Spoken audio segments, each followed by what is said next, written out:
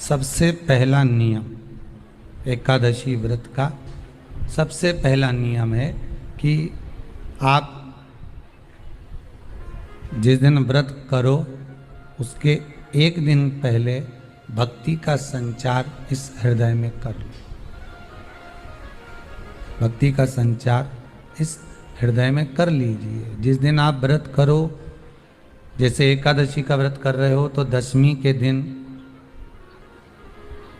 शाम का समय जब आवे, रात्रि जब होने लगे, शाम का समय आवे और रात्रि का आप जब भोजन ग्रहण करो तो उस भोजन में कोई ऐसा पदार्थ ग्रहण मत करिए जिस पदार्थ के कारण आपकी एकादशी बिगड़ जाए।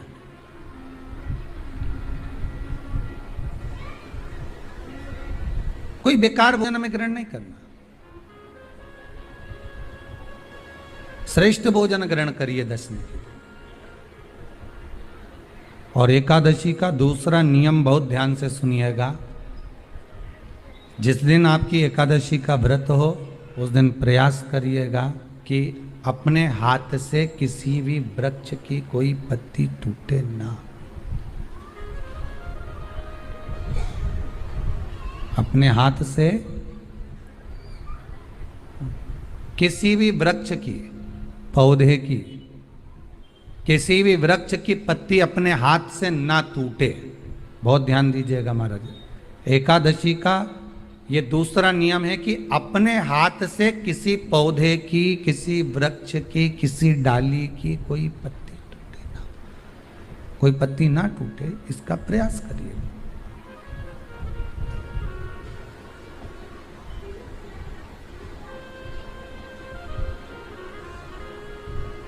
कितना सुंदर व्याख्यान कहा है, कितना सुंदर वर्णन है महाराज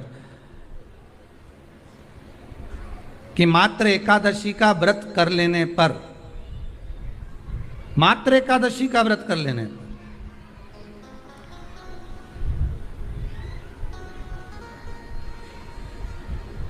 जो पूर्व में किया गया हमारा पाप कर्म है, हमने किसी जीव की हत्या करी है, हमने किसी को कष्ट प्रदान करा है, हमने किसी को अपशब्द कहा है, हमने किसी को ताने दिए, हमने किसी को आड़ा टेढ़ा कहा है, हमने किसी को गालियां दे दी है, मात्र एकादशी का व्रत ही कर लेने पर ये सारे जो दोष हैं वो समाप्त हो जाते हैं।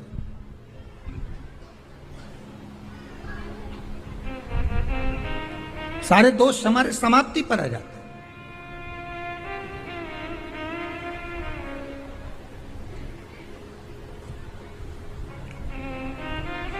अब एक विचार करिएगा थोड़ा सा अपने मन में, अपने चित्त में, अपनी वृत्ति में एक बात उतारिएगा।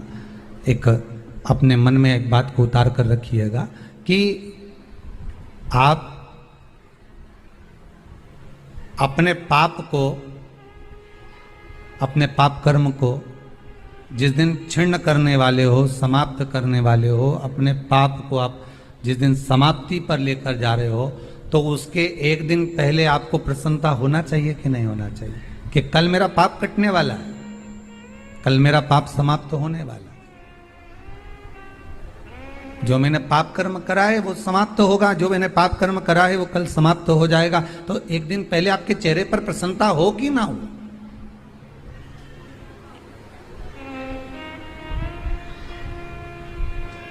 और चेहरे पर वो प्रसन्नता आपके आना चाहिए कि कल मेरा एकादशी का व्रत है, आज दशमी है, कल एकादशी का व्रत है, तो कल मेरी जब एकादशी का व्रत रहेगा तो मेरा ना जाने कितना कितना पाप, कितना कितना असत्य, कितना कितना झूठ, कितना कितना प्रपंच वो समाप्त हो जाएगा। इसमें मुझे प्रसन्नता हो, इसमें मुझे आनंदता हो।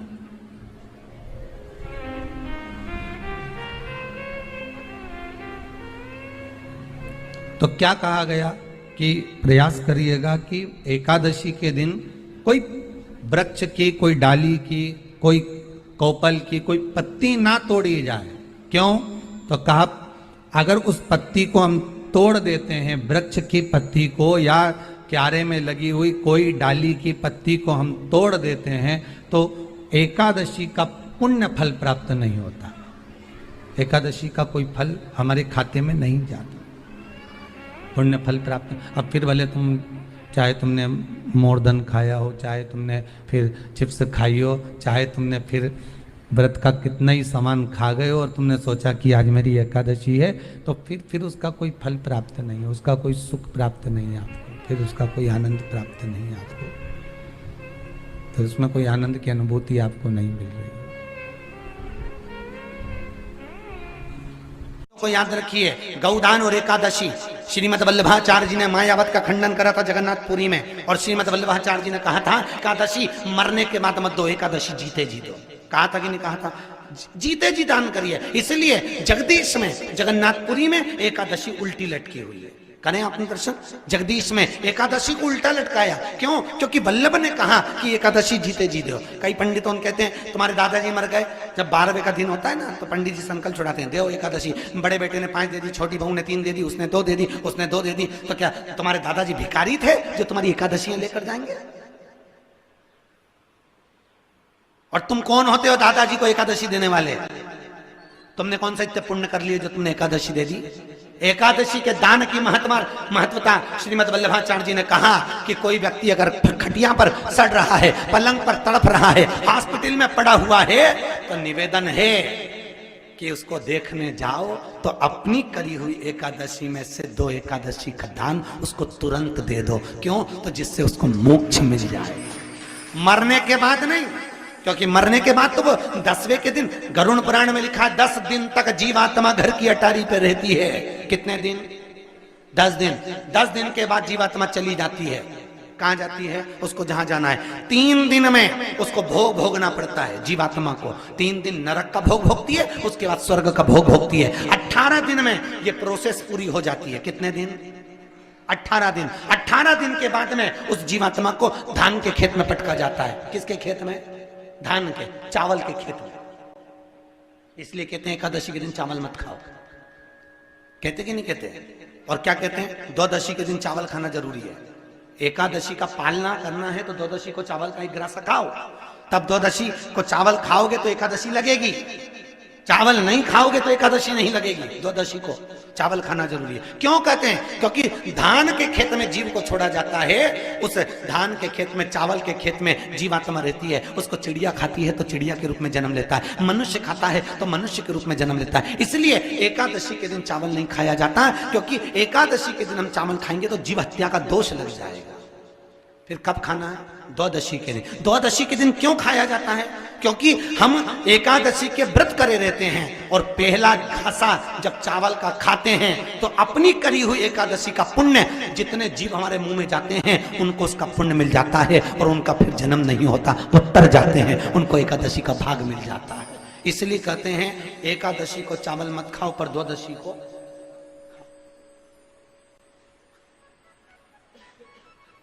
खाइए। 10 दिन तक जीवात्मा है, और आपने एकादशी कब दान दी? बोलो जम के। 12वें के दिन, 13वें के दिन आपने एकादशी का दान दिया, वो मिली उनको? अरे बोलो अच्छे से। कई तो अभी तक कर रही होगी, हमारे दादाजी के निमित्त की कर रहे हैं, कर ले। फिर वही वाली बात आ गई, गुलाब के फूल में पानी जारी है। एकादशी के दिन शंकर भगवान को चावल का दाना चढ़ाना चाहिए कि नहीं चाहिए?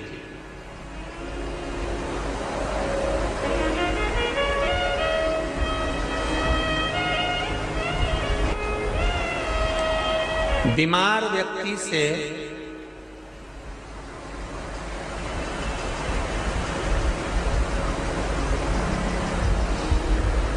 कोई बीमार व्यक्ति है, बहुत रोगीला, उसको बहुत रोग है, शुगर है, बीपी है, थायराइड है, सब कुछ है उसको, और वो रोगीला व्यक्ति जब डॉक्टर के पास जाकर पूछे, डॉक्टर साहब मेरी तबीयत ठीक नहीं रहती है, मैं बहुत कष्ट में रहती हूँ, बहुत तकलीफ है शरीर में, और अभी सावन का महीने का व्रत आ रहा है डॉक्टर साहब, 1 महीना में व्रत करती थी पहले, करूं कि नहीं करूं? तो डॉक्टर साहब क्या बोलेंगे? बोलते जाओ जरा जम के। डॉक्टर बोलेगा कि आप व्रत मत करो, डॉक्टर एक बात कहेंगे, शरीर स्वस्थ रखना है, व्रत बाद में हो जाएगा, अगले वर्ष कर लेना, पर अभी शरीर को सही रखने के लिए दोनों समय अच्छे पेट भरकर सात्विक भोजन करो और अपने शरीर को ठीक करो। सात्विक भोजन अपने शरीर को, व्रत बाद में भी हो जाएगा, अगले वर्ष हो जाएगा।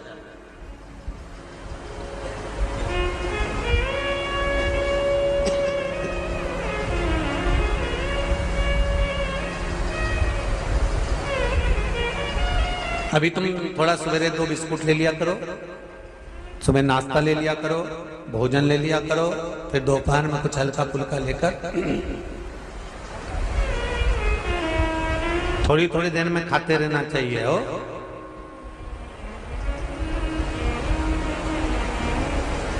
थोड़ा थोड़ा खाओ, थोड़ी थोड़ी देर में खाओ, एक साथ सुरसा जैसे मत निपटा जाए, थोड़ा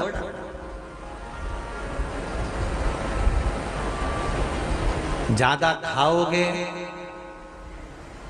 और ज्यादा कमाओगे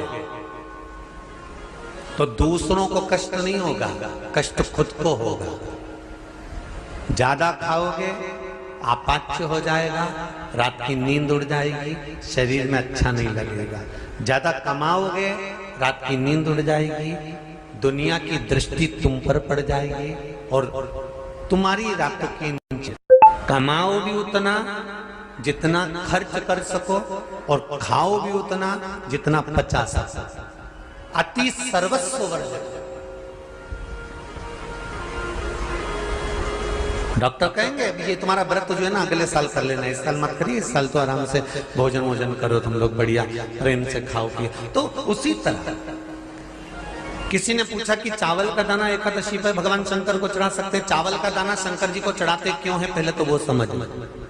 बेलपत्री का तो महत्व आपको बार बार बताया कि बेलपत्री शिव जी को क्यों चढ़ाई जाती है, कहीं रोग के लिए, कहीं बीमारी के लिए, कहीं किस कार्य के लिए, कहीं कोई कार्य के लिए, कहीं कोई कार्य के लिए। चावल का दाना अगर हम शंकर भगवान को चढ़ा रहे हैं तो क्यों चढ़ा रहे हैं, उसका कारण क्या है? चावल का दाना शिव को चढ़ाने का केवल एक कारण रहता है कि चावल को अक्षत कहते हैं।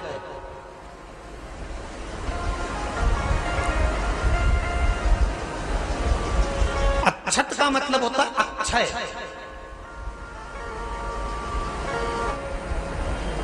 उसका मतलब क्या होता है? अक्षय, जिसका कभी क्षय ना हो। जब हम भगवान शंकर को चावल का दाना चढ़ाते हैं, जैसे बहुत ध्यान दीजिएगा महाराज, बहुत समझने वाली बात है, बहुत ध्यान से।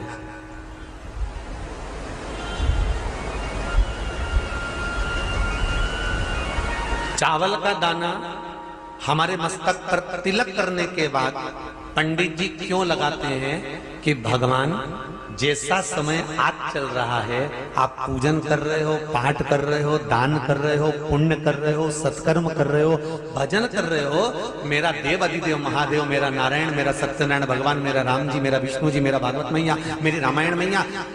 ब्राह्मण मस्तक पर तिलक लगाने के बाद चावल इसलिए लगाता है कि जैसा समय आज चल रहा है, भगवान तुमको ऐसा ही समय बनाकर रखे और तुम ऐसे ही चार चांद लगाते रहो, दान पुण्य संकीर्तन करते रहो, इसलिए मस्तक पर चावल का दाना लगाया जाए।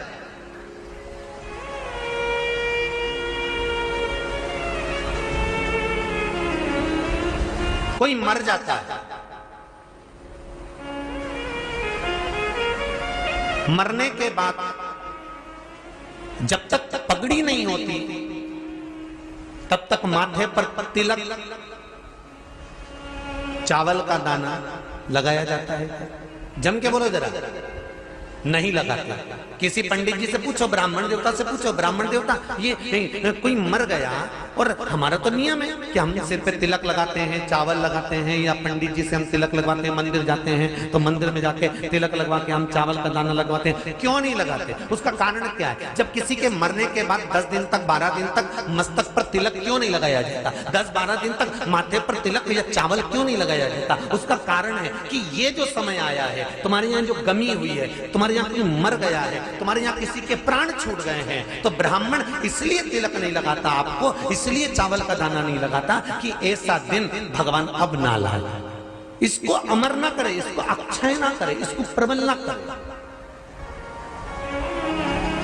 और जब चावल का दाना, तो यहां शिव महापुराण की कथा करी, चावल का दाना हम शिव जी को क्यों चढ़ाते हैं, भगवान को क्यों समर्पित करते हैं, भगवान की पूजन में अक्षत क्यों समर्पित करते हैं, चावल क्यों समर्पित करते हैं, उसका कारण क्या है। तो कहा आज मैंने जब चावल का दाना आपको समर्पित करा है, जिस भाव से, जिस विश्वास से, जिस श्रद्धा से, जिस मन से मैं आपको रिझा रही हूं, हे भोलेनाथ मेरी ये मनोकामना पूर्ण कर, इसको अक्षय कर देना, इसको अमर कर देना, बस इतनी कृपा आप कर दो। अब किसी ने पूछा एकादशी के दिन चावल चढ़ाए कि नहीं चढ़ाए, तो यहां तो सीधी सीधी बात है, बीमारी देखकर थोड़ी ना आती है कि नवरात्र चल रहे हैं कि सावन का सोमवार चल रहा है, बीमारी तो बीमारी। तुम चावल मत खाओ। तिरुपति कौन कौन गया, हाथ उठाओ, ठीक है। जगन्नाथ जी कौन कौन गया, हाथ उठाओ, हाँ ठीक है। द्वारका जी कौन कौन गया, हाथ उठाओ, ठीक है। बद्रीनाथ कौन कौन गया, हाथ उठाओ, ठीक है। एकादशी के दिन कभी तुम बद्रीनाथ चले जाओ, एकादशी के दिन तुम द्वारका चले जाओ, एकादशी के दिन तुम तिरुपति चले जाओ, एकादशी के दिन तुम जगन्नाथ चले जाओ, एकादशी के दिन तुम्हारी मर्जी पड़े भगवान के किसी धाम में चले जाओ और भगवान को भोग लगाओ और उनकी थाली को झांक कर देखना, उसमें चावल जरूर मिलेगा, उसमें ऐसा नहीं है कि चावल नहीं मिलेगा। बद्री नारायण में भगवान को चावल का भोग लगा हुआ मिलेगा, द्वारका में चावल का भोग लगा हुआ मिलेगा, आपको जगन्नाथ में चावल का भोग लगा हुआ मिलेगा, तिरुपति में मिलेगा, द्वारकाधीश में मिलेगा, नाथद्वारा में मिलेगा, सांवरिया सेठ में मिलेगा, काकरोली जी में मिलेगा। आप जहां जाओगे वहां पर एक